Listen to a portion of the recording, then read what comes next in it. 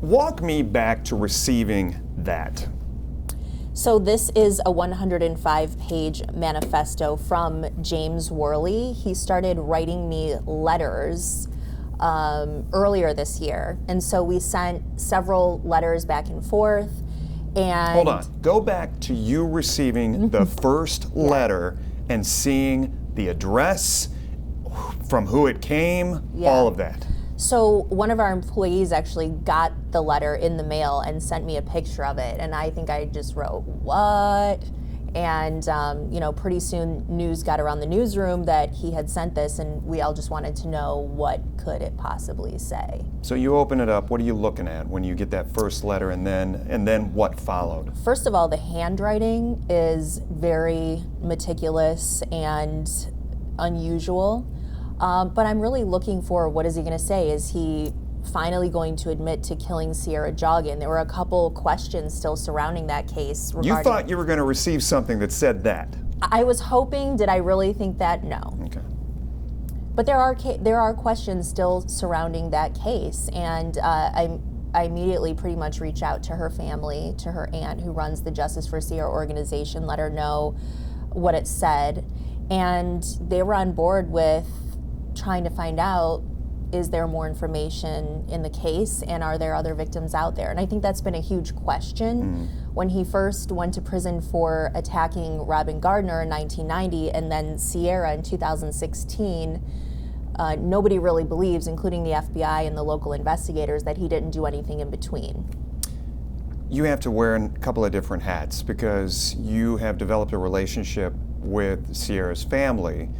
You receive this from an accused, potentially serial killer, and from a journalism standpoint, you're like, wow, this is a huge get. But you have the job of not only creating a relationship journalistically with this guy, but there are things that other people want to know. So how do you balance? How have you balanced all that? It's difficult. I let them see the letters from him, and ultimately I wanted to know, what can we clear up for you guys? What are any questions that are still remaining out there? But part of me wondered, how did James Worley not know that I'm involved with the Justice for Sierra organization and that I've done stories in the past that are not so flattering? He didn't seem to know. So what else did he put in these that kind of piqued our interest to pursue it, to write him back? How did it get to that point? Well, obviously, I wrote back each letter. He wanted to meet with me originally for 6 hours. He said this was going to be a huge national story, and didn't really tell me what he was going to tell. He wanted me to come with no camera, and I said, ultimately I played the game for a little while to get him to keep writing, but when it was time to do the actual interview, when it was approved by the Department of Corrections, I said, I'm not coming down there without a camera, and they chose the amount of time, which is 1 hour. And at that point, he sent me this 105-page manifesto, which he said he had sent to other organizations. So this is where he really reveals what he wants, which is claiming that he was set up by police. In this, I discovered this small section which pertains to a missing woman from Toledo in 1996. I never knew that there was a connection between her and James Worley. Did you look at that and think, we've stumbled upon something that nobody is talking about? Yeah, no one was ever talking about it. They knew that Claudia Sissy Tinsley was missing, but there had never been a public link to James Worley, and I was actually shocked that he put it in his own manifesto. Let's go back to him for a second. We saw him in the trial, almost pensive, almost arrogant. From the letters, what did you get of his personality? And then take us down to Lucasville. What did you get from his personality there? The letters were very much the same as he appeared at his trial. If you'll remember, he faced the family for 45 minutes and kind of went on this rant, and they walked out at the sentencing. I felt like it was the same kind of tone in the letters. I think that he thought he was going to manipulate me and get me to tell his story out there in the world, but we're not really interested in a convicted killer claiming his innocence that much. That's not really what we were looking for. You were torn. The whole organization was torn with even pursuing this. Yeah, because you don't want to give him a soapbox he wanted us to just put this blanket on WTOL and let everybody read it. And our mission is really what's in the best interest of the public and obviously the family. So we are going to still look through this and perhaps publish the parts, or at least quote the parts relating to Claudia Tinsley. And there will be additional excerpts from the interview that are released. As far as when I went to meet with him the night before, I was very uneasy. I knew I was going down there to confront him on some lies that are in here, and I didn't know how he was going to react to that. You sat almost just as close as we are. Yeah, right now. And what did you pick up from him body language wise when you sat down with him and even just meeting him for the first time? Well, we were kind of surprised. My photographer and I were in this room setting up in the death row area. It was like a visitation room. And we thought there was going to be a big process when he walked in the door. And we were kind of doing our thing. And then I hear, "Hi, Melissa, I'm James Worley." So we were a little startled by that. Startled by the proximity that I could sit with him. His feet were chained to the ground, but his hands were free like yours. He was sweating profusely, and I compare it to someone who is actively running a marathon. He went through a stack of paper towels like this throughout the whole interview. And I would say there was something very childlike about him. Dabbing his mouth, dabbing his entire forehead. face, his entire face.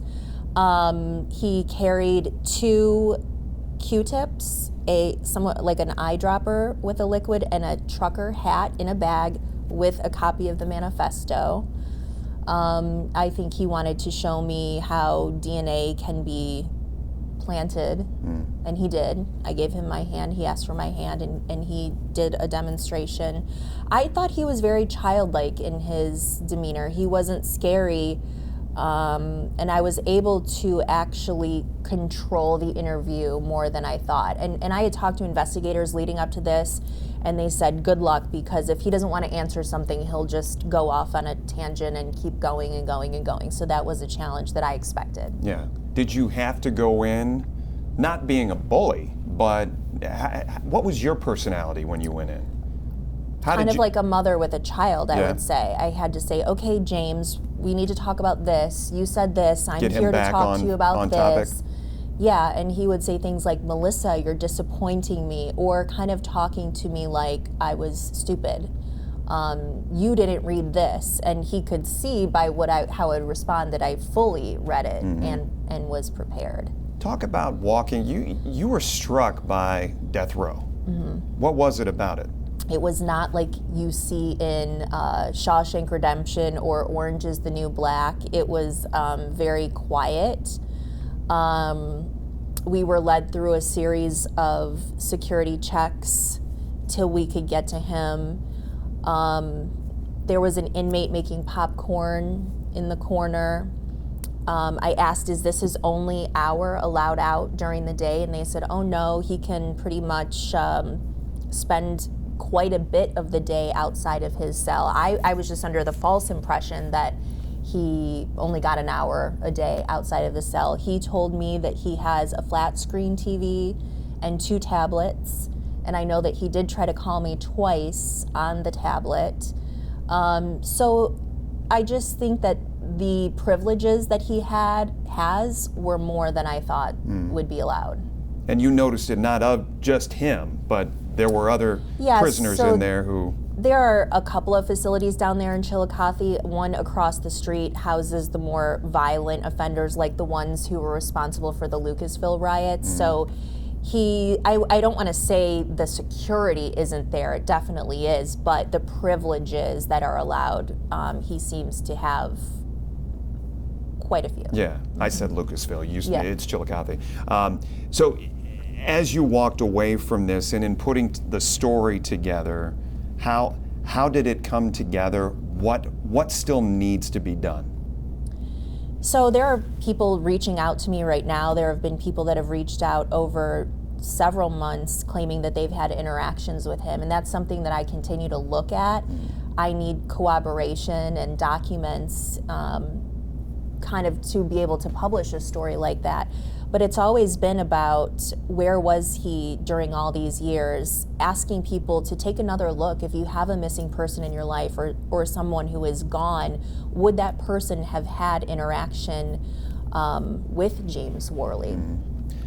What are people going to be shocked, or how are people going to be shocked by seeing this?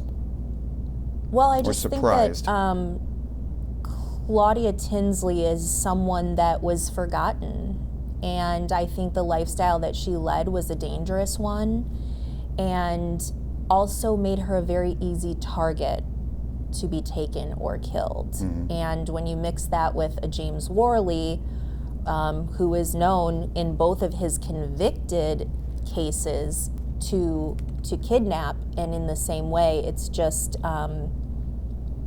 it's eye-opening to see that we know that he had an interaction with her. How did you close things with him?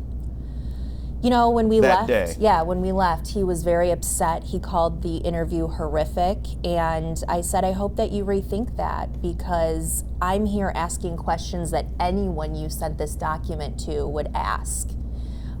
You are not going to be able to go in public and just say all these things and have no one question you. So I hope that you reconsider being upset, because I do want to continue a dialogue with him, because you just never know if one day he's going to say something different than what he's said. And I've tried emailing him and he's not responded.